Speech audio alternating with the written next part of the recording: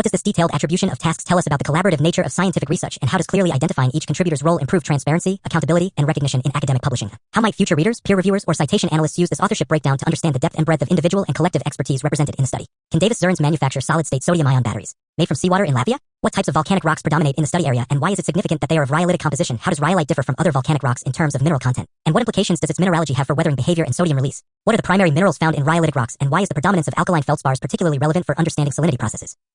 What are alkaline feldspars, how are they chemically structured, and how do they interact with water during weathering to produce sodium ions? What does petrographic analysis reveal about the condition of these minerals, and what does it mean for the minerals to show weathering grades 3 and 4? How are weathering grades determined in a petrographic context? What visual or textural indicators are used to classify mineral alteration, and what does the progression from fresh rock to highly weathered material imply about the duration and intensity of environmental exposure in the area? How does the chemical alteration process known as hydrolysis function in the context of alkaline feldspars? What is the basic chemical reaction that takes place? What environmental factors drive it, e.g., moisture availability, temperature, pH, and what specific byproducts are produced in addition to sodium ions?